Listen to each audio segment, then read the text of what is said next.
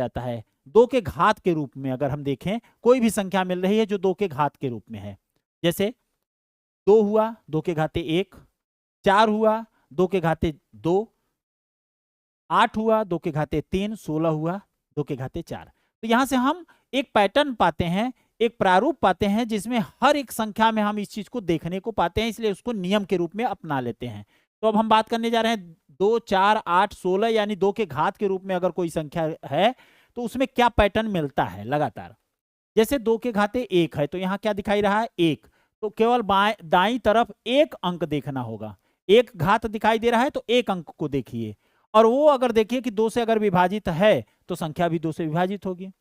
यानी इकाई के अंक पे क्या क्या संभव हो सकता है, आप सोचो। 2 से विभाजित होने पर इकाई का अंक क्या होना चाहिए, 0 होना चाहिए, 2 होना चाहिए, 4, 6, 8 होना चाहिए।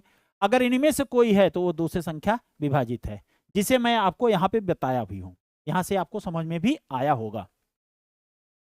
आगे बढ़ते हैं कि अगर घात में 1 है तो एक अंक देखते हैं, और अगर घात में यहाँ पे 2 दिख रहा है, 2 के घाते 2 दिख रहा है, यानी 4 से कोई विभाज्य तभी संख्या होगी, 4 से संख्या तभी विभाज्य होगी। अगर हम यहाँ 2 देख रहे हैं तो 2 अंक हमको देखने चाहिए, अंतिम 2 अंक। संख्या के अंतिम 2 अंक अगर 4 से विभाज्य हो रहे हैं, 4 से विभाज्य हो रहे हैं तो वो संख्या क्या होगी, 4 से विभाजित होगी। सर जी 4 वाला भी क्लियर हो गया?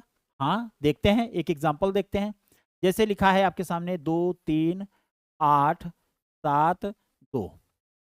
ठीक है, अब आपको क्या ध्यान देना है, पूरा नहीं ध्यान देना है कि पूरी संख्या पे हम चेक करें। आप कुछ भी रहे, लास्ट के 2 अंक देख लीजिए, 72 और 72 को देखिए कि अगर 4 से विभाजित हो रहा है, 72 अगर 4 से भाग देने पे पूरा पूरा कट रहा है, तब तो पूरी संख्या भी क्या हो जाएगी, 4 से विभाजित हो जाएगी। आइए देखते हैं।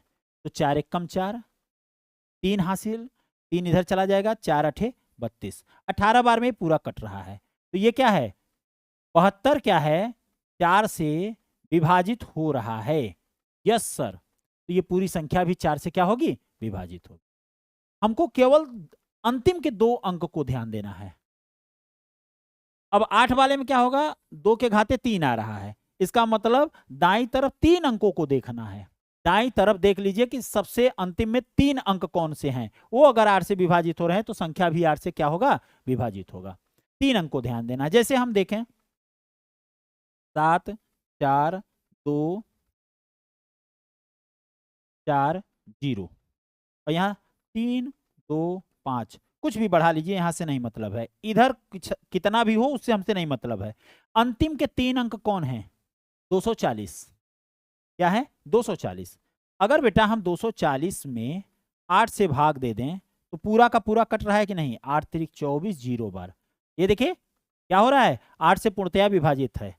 अगर ये 240 8 से पूर्णतया विभाजित है तो ये पूरी संख्या भी क्या होगी, पूर्णतया विभाजित होगी। आप भाग देकर चेक कर लीजिए, हमेशा 8 से भाग देने पर इस संख्या में रिमाइंडर 0 आएगा।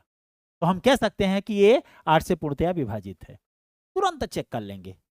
अब जैसे 2 के घाते 4 दिख रहा है, यानी 16, 16 से विभाज्यता कैसे चेक करेंगे, घात 4 दिख रहा है तो 4 अंक देखेंगे, घात 1 दिखा तो 1 अंक लास्ट में देखें, घात 2 दिखा तो लास्ट के 2 अंकों को मिलाकर जो संख्या बनी उसको हम देखें, घात में 3 दिखा यानी 8 की विभाज्यता, तो अंतिम के 3 अंकों को देखें हम।